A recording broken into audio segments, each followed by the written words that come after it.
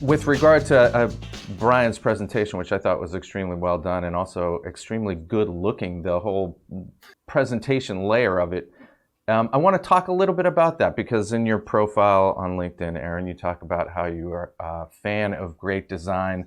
I'm curious how much, when you were picking a solution, it mattered how it was going to look to the end user. It was essential. Our dashboards are such an important part of the customer's journey and helping them really influence strategy at their companies, that we knew that we needed to deliver a highly polished, professional looking, kind of boardroom ready dashboard. So it was one of our number one criterias. Well, and along those lines, I'm curious to get both of your opinion. Do you see that affecting the way the end user interacts with a solution, where they're, not only can they trust the data, but they can kind of interpret it a little more easily because it's graphically presented? Yeah. So I think you do a couple ways to kind of answer that question there, right? And when you're dealing with multi-tenant SaaS applications, it's never one size fits all. And I think that really is kind of highlighting what Erin's sort of, getting at with a number of her answers there. She really highlighted the fact that they've got a different data model for different customers and different tenants, right? That has to translate into a front end user experience. So, the one size fits all static dashboards really have a challenge with that requirement, because the way you filter and slice your data could be different than your colleague, which can be different than a colleague number 3. That might all be in the same tenant.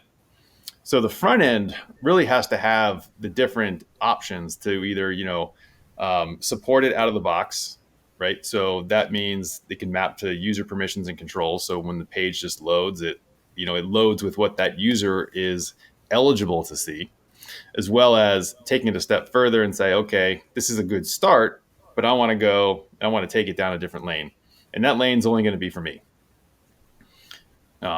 I don't know if Erin, you wanted to add anything to that one there, but that customization, we see it in multi-tenant applications. Yeah, it's very important. And the only thing I would add on is the design itself of the dashboard is just as important as the UI. So we've invested a lot of time in training and enablement on our end. Can you talk a little bit about the elements of that team that you kind of joined with, and kind of how the product came together both between companies? I mean, what was the account management experience, that sort of thing? Oh my gosh. Curvey's been amazing. We have a full team on their end that we have almost daily conversations with, at least during the development phase. And a lot of our development teams are very closely in touch and working together. So it truly is a partnership. And it needs to be, right? Because while we're offering a solution that has plenty of out of the box, every SaaS application is different. I mean, how, Erin and Resolver, how they architected their system is going to look different than our other customers, from databases to middleware to even API structure. So, it's important for us to invest in that because that's what it takes to make our customers successful. Yeah. So Brian, can you talk a little bit more about that? Sure. That initial process as you're talking to a brand new prospect and trying to understand their needs and how you're going to deliver that sort of integration for them. Yeah. I mean, a lot of we'll call them evaluation criteria, but a lot of the things we're looking at here, one, so obviously is on the data side first. So we have our own data layer, which can support the SQLs and the NoSQLs of the world. So, right. But it kind of starts with where's it coming from? Then a lot of times you're looking at what's been done already. So I alluded to this earlier, is that not every data warehouse or not every data lake is created equal. So how ready is it to kind of ingest into our system or into what we provide into our system? There's a lot of discussion on that point, to be frank. And, that's usually where we keep technical experts on hand to really help with that mapping. We come across customers that are doing some very sophisticated and complicated manipulations of data on their side. Sometimes it's really good. Sometimes it's just what they had to do. So there's kind of this best practices. We try to be, a partner, a consultant, a mentor to them too, because some are really ready and some just need more help than others. So we do things like every trial prospect gets a dedicated Slack channel, right, with us. So we give people direct access. It's not support tickets. We give people direct access to Slack. We're with them the whole step of the way on the trial process. And we make sure that they do a legit, trial is not the right word, but it needs to mimic what it would look like in their environment. We don't want to just rush people through this kind of quick, here's our dashboard builder, that looks good. No, we want them to hook it to their data.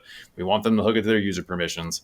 We want them to do it right because we want people to be successful. I mean, if we're not the right fit, that's fine. We're not the right fit. But if they rush through that stage, everyone will look like the right fit, and chances are the one they choose will not be. So we're pretty hands-on through that whole process. So we get dedicated Slack channels, success managers, access to our development team if that's what it requires. I'm curious about definitions because we do see a lot of things here, and we do have a fairly broad audience. And I want to make sure that folks understand the difference. Can you just dig into the difference a little bit between embedded analytics and embedded BI? Sure. We've written some blog posts about this very topic over the years. Embedded BI, the way we've kind of defined it, really is taking your traditional BI players, without naming names. I'm sure everybody can come up with 3 or 4 right off the bat, and really taking a solution that was built for internal usage, business groups, data analysts, and trying to somehow force that in. So it kind of uses the BI term. Embedded, more often than not, it takes the form of just a static iframe. I mean, everyone uses the term embedded analytics, but you'd be, amazed at the differences. So embedded BI really is like kind of these legacy systems that are trying to shove it in there. So sometimes it's only iframes, right? Which means you're not getting into that granular widgets. The white labeling is sometimes really limited and very inconsistent. So in this whole part of building trust, like it's very obvious that it is not your software. And that really kind of flies in the face of, embedding something in your solution that's supposed to be a seamless part of your solution. And then it breaks down with multi-tenancy. The legacy BI systems just weren't built for multi-tenant out of the box. So a lot of times we get customers that went down that path. They really struggled with the development cost of making it ready. So embedded BI was really kind of taking your traditional business intelligence solutions and trying to offer them an embedded layer where, some people will make it work, don't get me wrong.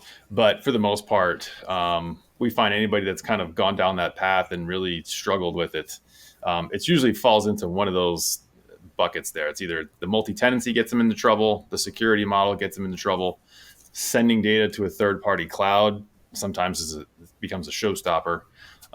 So that kind of class of solutions, which we'd call embedded BI, typically just falls down in an embedded analytics for SaaS application scenario. This has been tremendously informative. Appreciate the time. Appreciate you, Erin, coming along.